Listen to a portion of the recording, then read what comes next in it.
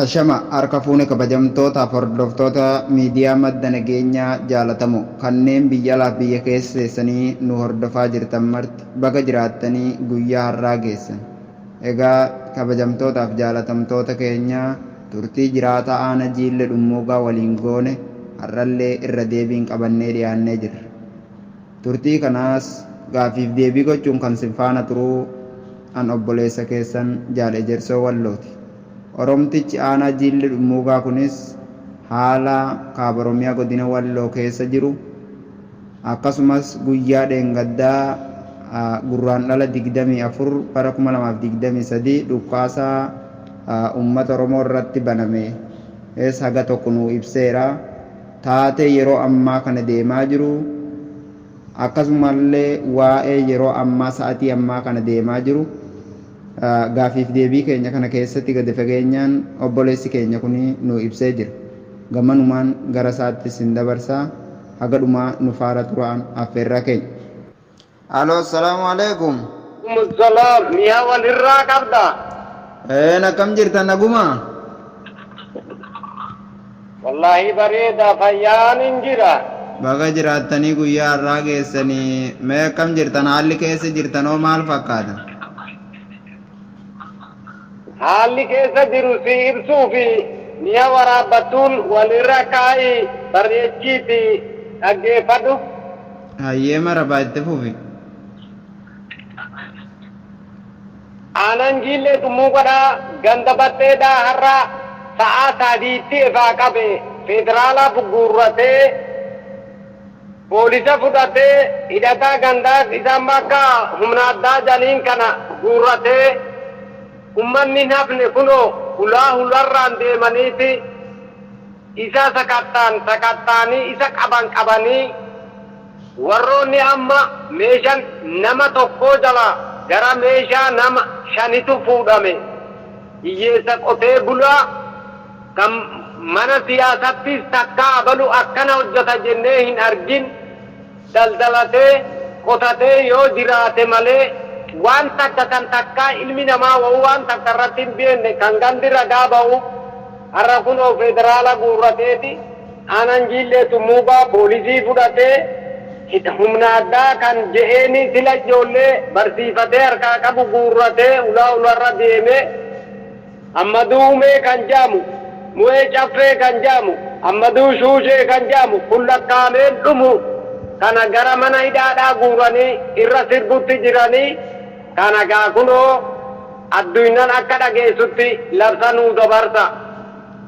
Hayyee galatoomi ulfaadhu tori humnoonni waan kana raawwatan humna federaalaati moo liyyuu haayilii amaaraatii fi kaabineetu kana raawwatuura moo qaamootuma amma maqaa federaalaatiin godinicha keessa socho'aa jiran kanatu gocha kana raawwataa jira? Ummatuma nagaa buufna jee ani makkalaakaa jee ani federaal poolisii jee poolisii aanati jee humna addaa kan gandarra filamtee ganda aanaa keessa teessu jettee humna kana arfantu gadi ba'ee har'a ganda batteedhaa keessa deemee sa'aa sadirraa ifaa qabee kunoo hamma ammaa keessaan baane irra sirbamutti jira ummanni qotee bulaan dhume uleedhaan. Okay, galatoomi ulfaadhu guyyaa dheengaddaa kaleessa malee dheengaddaa gaafa gurraandhala 24dha gara galgalaadha magaalaa naannoftuu keessatti walga'iin taa'amee oollamee erga walga'iin sun adda faca'een booda galgalarratti fiinxaaleeyyoonni amaara uummata Oromoo irratti dhukkaasa bananii uummanni osoo baqachuu dhabaatee dhumee turaatee kan jedhu tokko ergaan tokko naqaqqabee ture waan kana hoo hagam quba qabda?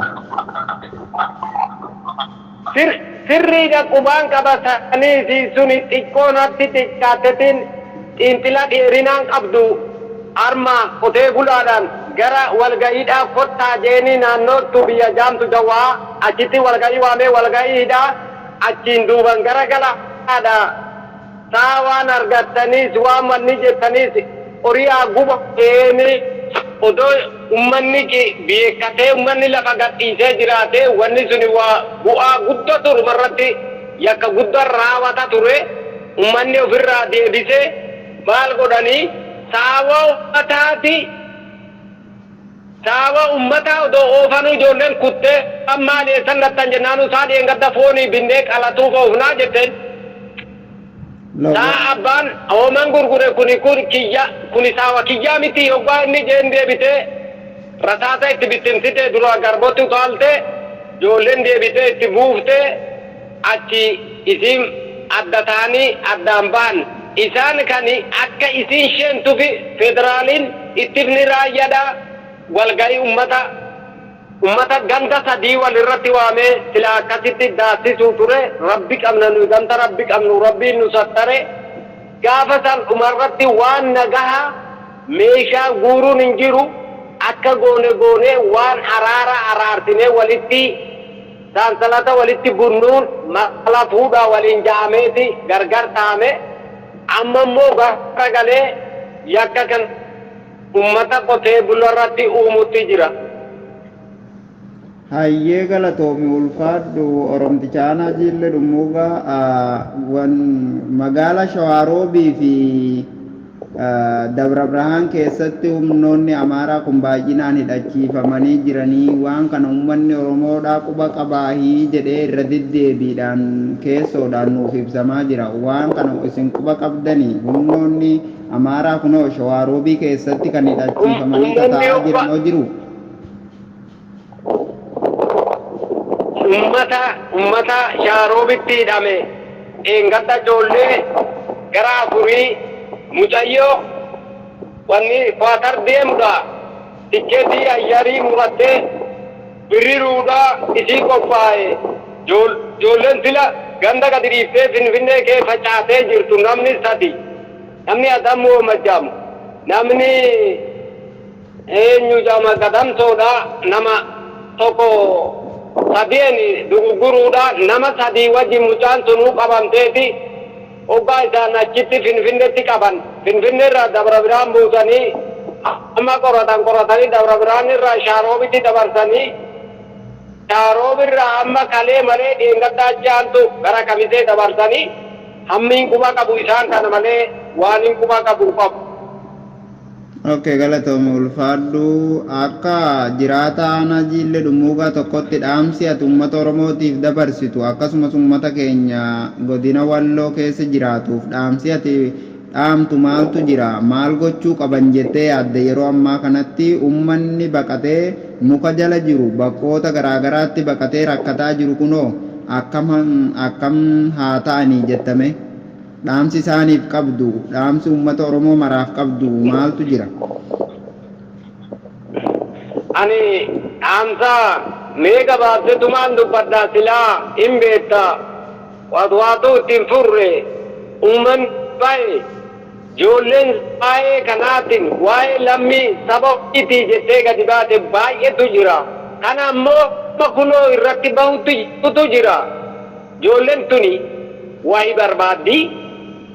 Uummanni Oromoodhaa bakka jiru hamma ijoolleen jiimaa to'attu uummanni Walloorraa biyya alaa jiru maaliif ijoollee tana to'atuu dhabde lallaba gadi nutti bahaadhaa jenne watwaanne maaliif ta'ani lammaffaa ammoo yaa ilmaan Oromoo inni jirtu of jabeessi diina harkan kennini. Waan diina jalaa gootuuf hin qabdu diina jalaa garagali gara nama keetii deemii namni kan kee har'a tokkoffaan manni kan kee muka jalaa gadi ba'i ofirraa lammaffaa manni hidhaadhaa mana hajjii ilmaan Oromooti of jabeessi bilbilaanis silaa ittiin furre ganda keessatti deemee yaa obboleessa kaa amaarri sillola amaarri amaaruma jechaa ittiin furre yaa ilmaan Oromoo lallaba gadi inni biyya alaa jirta inni biyya kee jirtu silaa sii dabarsee sii jecha maan dhaama. Hayyee galatoomi ulfaadhu lafa jirtan maratti rabbi fayyaa isinii haa kennu galatoomi naa jiraadhu. Hayyaa atilleen fayyaa guddaan naa jiraadhu. Hayyee.